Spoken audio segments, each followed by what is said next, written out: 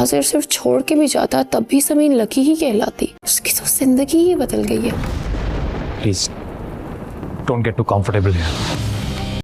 Welcome to drama lovers.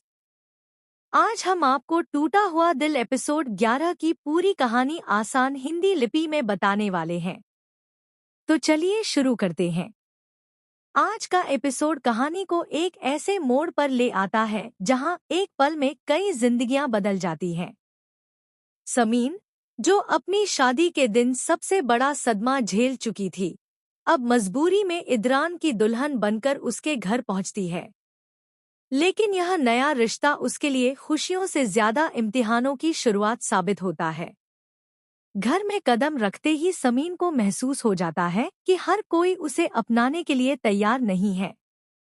इदरान के वालिद चाहते हैं कि घर में अमन रहे और हर कोई इस रिश्ते को कबूल कर ले, लेकिन बाकी घर वालों के दिलों में अभी भी नाराजगी और बदगुमानियां भरी हुई हैं।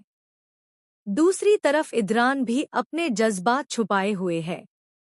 वह इस निकाह को अपनी किस्मत का फैसला तो मान लेता है, लेकिन अपने दिल के दरवाजे अभी तक नहीं खोल पाता। इसी वजह से वह समीन को अपने कमरे में रखने के बजाय मेहमानों वाले कमरे में ठहरने के लिए कह देता है।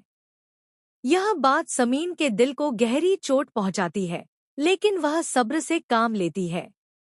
उधर घर के कुछ लोग इस नए रिश्ते को शुरू से ही खत्म करना चाहते हैं। वह इदरान की छोटी बेटी के दिल में समीन के खिलाफ जहर भरना शुरू कर देते हैं।